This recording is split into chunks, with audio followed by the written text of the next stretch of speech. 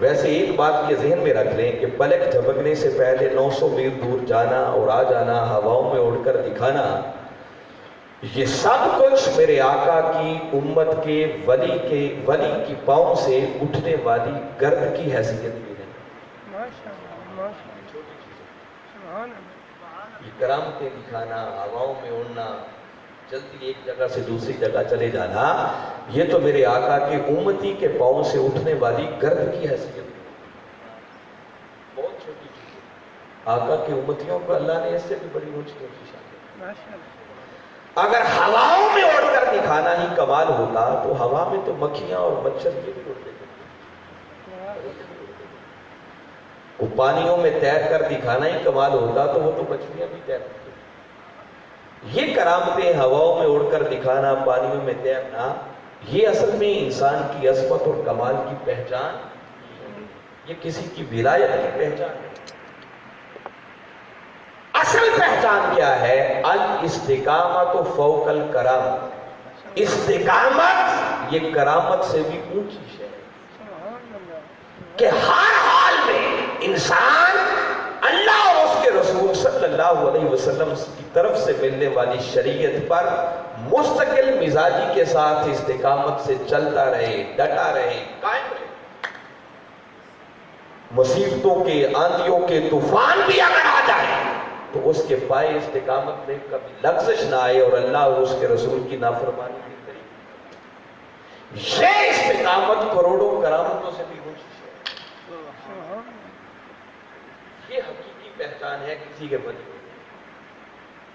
کوئی آپ کو ہوا میں اڑ کر دکھا دے مگر اللہ اور اس کے رسول کی عطا کردہ شریعت کا پابند نہیں ہے تو سمجھ جاؤ شیطان ہے، بدبخت، اس کا عظمت سے کوئی تعلق۔ مگر ہم انسان ہیں تو ہم پھر اسی طرح اطمینان چاہتے ہیں کہ چلو وہ بات تو بجا ہے مگر کچھ ہمیں بتائیں تو صحیح کہ کیا ایسی باتیں بھی ملتی۔ اور دوسری بات یاد رکھیں کہ اولیاء کرامتوں کو ظاہر کرنے پر مامور نہیں ہوتے بلکہ کرامتیں چھپانے پر مامور۔ کوئی تصرف ہونا اور اس کو استعمال میں نہ لانا، یہ اٹ سیلف ایک بہت بڑی کرامت ہے۔ ہمارے پاس تو ہوتا کچھ نہیں نا، ایسے نعرے لگاتے پھرتے ہیں۔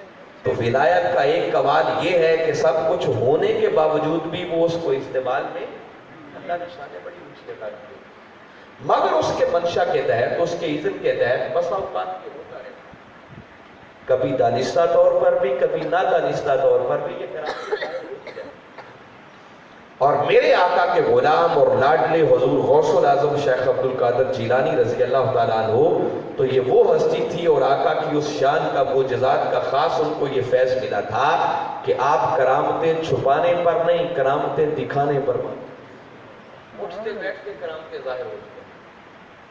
اور قرآن کی معرفت کا، قرآن کے علم کی خیرات کا ان کے پاس عالم یہ تھا کہ حضور غوث العظم شیخ عبد القادر جیلانی رضی اللہ تعالیٰ عنہ آپ جب واز فرماتے، تبلیغ کرتے تو اس دور میں بھی 70 ہزار کے اجتماع سننے والے، کم و بیش کوئی 30 برس کے لگ بھگ آپ نے باقاعدہ مسند پر بیٹھ کر کئی، جب آپ واز فرماتے تو آپ کے اس مجمع کے اندر وقت کے بڑے بڑے امام وہ بھی تو زانو ہو کر آپ کی مجلس میں آ کر سیکھنے کے لیے بیٹھا۔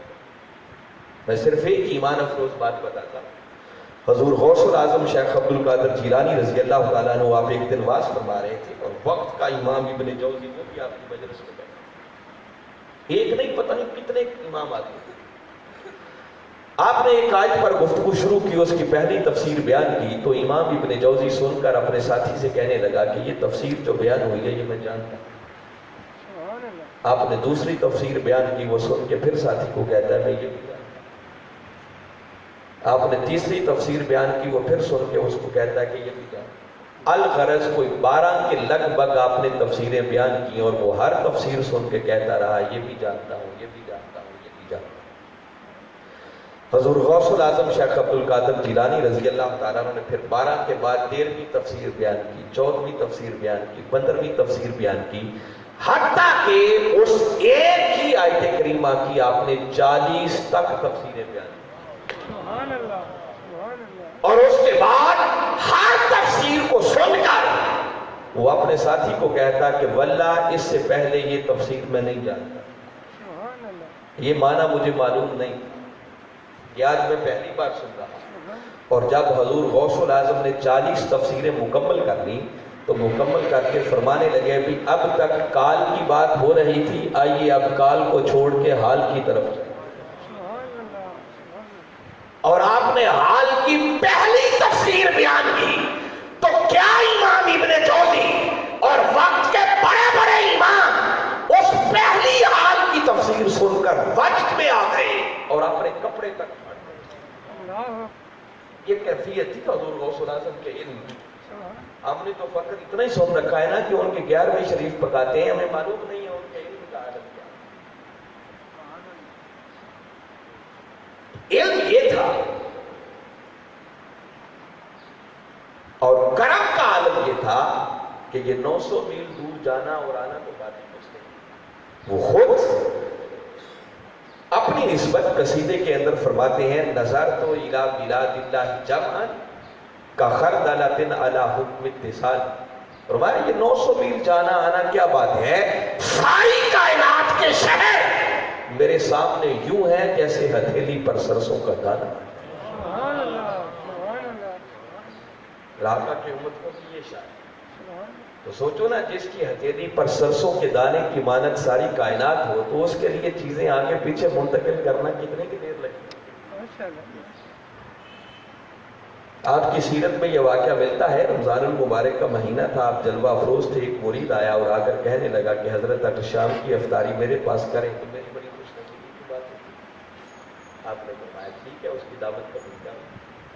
تھوڑی دیر بعد دوسرا آیا، اس نے کہا حضور اگر افطاری میرے گھر میں کرے تو بڑی شفقت ہوگی، آپ نے اس کی دعوت بھی قبول کر لی۔ الغرض کہتے ہیں 40 لوگوں نے ایک ہی افطاری کی دعوت دی اور آپ نے سب کی دعوت دی۔ تو وہ جیسا خشک مولوی پاس بیٹھا تھا دل ہی دل میں بڑا سوچتا رہا اور گھڑتا رہا کہ یہ کیا کر رہے ہیں، جائیں گے کسی ایک کے گھر 39 سے وعدہ خلافی کریں، مگر اتنی جرت جسارت اور ہمت نہ کر سکا کہ کوئی بات زبان سے کہتا۔ افطاری کا وقت گزر گیا، اگلا دن ہوا، جب لوگ پلٹ کے پھر آپ کی مجلس میں آنے لگے تو ایک شخص آیا اور آ کر خوشی خوشی کہتا ہے کہ کل حضرت نے افطاری میرے گھر۔ دوسرا آیا تو وہ خوشی سے بیان کر رہا ہے کہ کل میری خوش نصیبی کا کیا عالم تھا کہ حضور نے افطاری میرے گھر۔ وہ 40 کے 40 آتے رہے اور ہر کوئی آ کر یہی دعویٰ کرتا رہا کہ حضرت نے افطاری میرے گھر میں۔ اور تھوڑی دیر بعد آپ کے صاحبزادے آئے تو فرمانے لگے وہ تو کل کہیں گئے ہی نہیں افطاری، انہوں نے گھر ہمارے ساتھ کی۔ سبحان اللہ، سبحان اللہ۔ پھر اللہ ایسی شان بھی ادا کرتا ہے اپنے بندوں۔ جنوں کے کیا مجال جو میرے آقا کی امتی کا مجال۔ اور اگر اجازت دیں تو میں اگلی بات بھی کہنا چاہتا ہوں۔ ہو سکتا ہے کسی کے ذہن میں خیال آئے کہ علامہ صاحب آپ نے ایک بات بتائی تو وہ بھی صدیوں پرانی، تو قرآن تو آج بھی موجود ہے، تو کیا آج کے دور میں بھی کوئی ہے کہ جس کے پاس علم کی خیرات ہو اور اس کی سیرت اور کردار میں بھی کوئی ایسی مثال ہو؟ کیا خیال ہے، سننا چاہتے ہیں؟ اس پر بات کریں اور یاد رکھیں آج کا دور تو کیا قیامت تک جب تک قرآن باقی ہے اس قرآن کے علم کی خیرات رکھنے والے آتے رہیں گے اور ان کی ایسی شانیں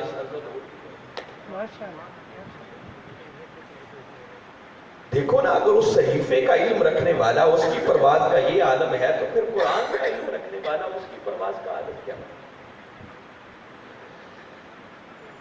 تو ہزاروں ہوں گے، لاکھوں ہوں گے، معلوم نہیں اللہ کس کس کو کہاں کہاں نواز رہا ہے اور کیا کیا اس کی شان ہے، مگر میں تو ایک ایسی ہستی بتا رہا ہوں جن کو ہم اپنی آنکھوں سے دیکھتے ہیں اور کانوں سے سنتے ہیں، اور دنیا ان کو اس وقت شیخ الاسلام ڈاکٹر محمد طاہر القادری کے نام سے جانتی ہے۔ اور ہمارا دعویٰ اور کلیم یہ ہے کہ اس وقت روئے زمین پر اس ہستی سے بڑھ کر قرآن کا علم رکھنے والا کوئی،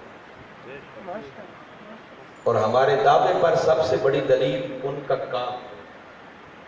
اور اگر اس صدی کے اندر کسی نے اس سے زیادہ بھی قرآن پر کام کیا ہو تو مجھے بتائیں تاکہ ہم بھی اپنی انفارمیشن کو درست کریں۔ درجنوں کتابیں اس شخص نے قرآن پاک پر لکھ ڈالی۔ عظیم الشان اس صدی کے اندر قرآن پاک کا ترجمہ عرفان القرآن اس وقت میری آنکھوں کے سامنے، اور 8 جلدوں پر مشتمل قرآنی انسائکلوپیڈیا لکھنا۔ قرآنی انسائکلوپیڈیا وہی شخص لکھ سکتا ہے جو اپنی ذات کے اندر خود قرآن کا انسائکلوپیڈیا ہو۔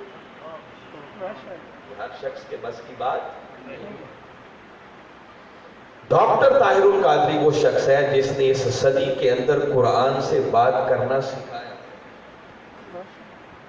ورنہ ہماری مسجدوں پر تو سوائے قصہ کہانیوں کے باقی بچا کچھ نہیں۔ اللہ ماشاءاللہ اچھے لوگ ہر دور میں ہوتے ہیں، مگر اکثر و بیشتر یہ حال ہے۔ برکت کے لیے خطبے میں آیت کریمہ پڑھی جاتی تھی اور پوری تقریر میں شاید اس کے ترجمے کا بھی موقع نہیں۔ اس صدی کے اندر اگر قرآن سے بولنا سکھایا ہے تو وہ ڈاکٹر طاہر القادری نے سکھایا۔ آپ ان کی کوئی کتاب لے لیں، 1000 خطاب میں سے کوئی خطاب سن لیں، اس بندے کی گفتگو کی ابتدا ہی قرآن کے دلائل کی سیرت، تو ذہن میں پھر خیال آتا ہے کہ کیا اتنا اگر علم سے اللہ تعالیٰ نے ان کو نوازا ہے تو ان کی سیرت میں بھی کوئی ایسی بات ملتی ہے؟ اور